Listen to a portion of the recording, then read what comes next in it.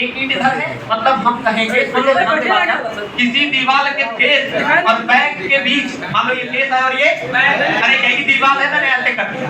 किसी दीवार के फेस और बैक के बीच ये जो खाली जगह है, इसी खाली जगह को हर्ट नाम देते हैं। क्या नाम देते हैं? हर्ट नाम देते हैं। और यहाँ पर अगर मोटाई ज्यादा हो, बीच में कभी कभी गैप में हम क्या करते हैं, ईंट के कत्तल, रोड़ी, पत्थर भर के इसे फिल करते हैं, इसे बोलते हैं हर्ट फिलिंग। और ये जो दीवार अगर यहाँ पे फट के अलग हो जाए तो इसे बोलते हैं हर्टिंग फेल्योर। और इस सेगमेंट को बोलते हैं हर्ट। क्या बोलते हैं? क्या ये सब क्लियर हो गए? ऐसा क्यों करते हैं सर? हाँ, ये सवाल है। दीवार को कभी कभी साहब खोखला बनाना होता है, इंटरमार्टे बॉटल की तरह, ताकि हीट रेजिस्टेंट का काम ले सके। किसका? हाँ, साउंड प्रूफिंग का काम ले सके। और ऐसा करने के लिए दीवार के एक फेस और बैक के बीच में क्या देते हैं? खाली जगह देते हैं। समझ गए? क्यों देते हैं? ताकि उसमें एयर खड़ी रहे और हीट इंसुलेशन का काम हो सके। इस तरह की दीवार को बोलते हैं कैविटी वॉल। क्या बोलते हैं? अभी समझ में आया? कैविटी वॉल और अच्छे होंगे। पहले आप मेरे साथ समझने का प्रयास करिए। आज मैंने शुरू किया है तो सुन लो कि कल तो ऐसे बुलाया था, बाद में शुरू किया है तो समझो। आज से टर्म बाय टर्म समझना। इतने term clear? Yes sir. Now next term. हाँ सर। आप एक सॉलिड वॉल बनाना चाहती हैं। जब आप सॉलिड वॉल बनाना चाहती हैं, दीवार के बीच में क्या करती हैं? आप फिलिंग करती हैं। और जब अगर कैविटी बनाना होगा तो कोई भी मटेरियल इस्तेमाल नहीं होता। नेक्स्ट टर्म बात करेंगे। अगला टर्म है कोर्स। क्या टर्म है? कोर्स। अच्छा, कोर्स क्या है? किसी भी ब्रिक मैसोनरी में ईंटों की एक हॉरिजॉन्टल लेयर, ये जो दिखाई दे रही है, इसी लेयर को आप नाम देते हैं कोर्स नाम देते हैं। क्या नाम देते हैं? अब कोर्स के बाद अगला टर्म जो हम लोग को देखने को मिलेगा, याद रखना, ईंटों की इस हॉरिजॉन्टल लेयर में आप जो भी हॉरिजॉन्टल लेयर ईंटों की रख रखे हैं, इसे क्या बोलेंगे? एक हॉरिजॉन्टल लेयर कोर्स कहलाती है। क्या कहलाती है? कोर्स। अब हमारी ध्यान से बात सुनो। कोर्स की मोटाई हमेशा इस ईंट की मोटाई और इसके ऊपर मसाले की मोटाई का समेशन होती है।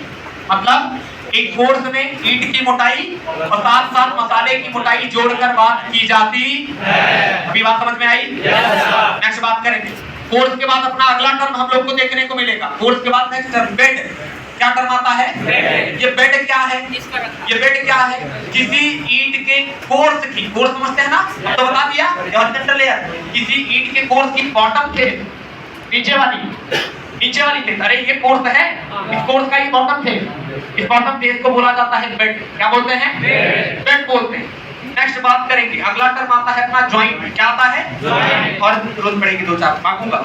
अगला टर्म आता है जॉइंट।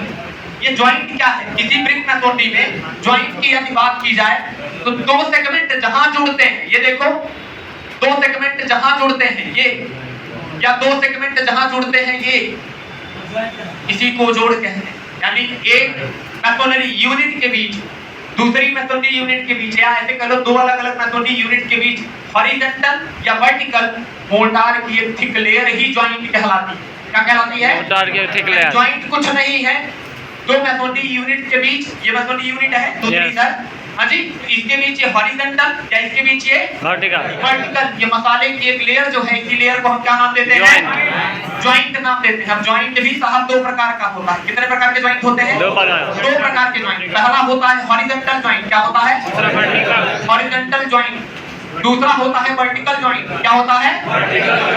Vertical joint. याद रखिएगा, पहला हॉरिजॉन्टल, दूसरा वर्टिकल। जब हम किसी मैसोनरी में बात करें तो दो ईंटों को जोड़ने के लिए जो हॉरिजॉन्टल लेयर लगाई है मोर्टार की, से आप बोलते हैं हॉरिजॉन्टल जॉइंट। और ये जो वर्टिकल वाला है इसे बोलेंगे वर्टिकल जॉइंट। एक बात हमेशा याद रखिएगा, एक आइडियल जोड़ जो होता है, ये एसएससी जेईई का क्वेश्चन रहा है, एक आइडियल जॉइंट जो होता है उसमें ये जो जोड़ रहा है इनको बीच में मसाला, हाँ, और ये जो दोनों जुड़ रहे हैं, यानी जुड़ने वाले मेंबर और जोड़ने वाले मेंबर दोनों की स्ट्रेंथ बराबर होनी चाहिए। तभी इस तरह के जोड़ को आप आइडियल जॉइंट बोलते हैं। क्या बोलते हैं? आइडियल जॉइंट बोलते हैं। नेक्स्ट बात करेंगे सर हम लोग थोड़ा इस जॉइंट की मोटाई का कुछ रूल है, तो जॉइंट के भी कुछ रूल है। पहला जो नियम चलता है जॉइंट की मोटाई के लिए, वो नियम ये चलता है कि किसी भी ईंट की चिनाई में, अभी मैं ईंट की चिनाई की बात करूं, बाद में फिर स्टोन की भी करूंगा और वहां थिकनेस अलग होती है। किसी भी ईंट की चिनाई में हॉरिजॉन्टल जॉइंट या इस वर्टिकल जॉइंट की मोटाई 10 mm, कितना? 10 mm, यानी 1 सेंटीमीटर से ज्यादा नहीं होनी चाहिए। अब इस जॉइंट में दो टर्म आते हैं। पहला टर्म आता है स्ट्रेचर। क्या टर्म आता है? स्ट्रेचर शब्द आता है। ये स्ट्रेचर क्या है? ध्यान से सुन लो। ईंट के एक कोण में लगे एक वृत्तखंड की ये लंबाई कितना देख रहे हैं, और ये मोटाई वाली डायमेंशन जो आप देख पा रहे हैं, इसी को क्या शब्द बोलते हैं आप? स्ट्रेचर। या दूसरे शब्दों में कह लीजिए किसी वृत्त की सबसे longest phase, longest phase, longest करने पर लंबाई आ गई, लॉन्गेस्ट फेज क्या कहलाती है? स्ट्रेचर कहलाती है। और सबसे शॉर्टेस्ट फेज क्या कहलाएगा? हेडर। ये पोर्शन हेडर कहलाएगा, ये पोर्शन स्ट्रेचर, ये पोर्शन टॉप कहलाता है, ये पोर्शन बैक। अब समझ में आ गया? बॉटम नहीं बैक। अब समझ गए? अच्छा, इतने टर्म समझ गए तो हम अगले टर्म पर बात करेंगे।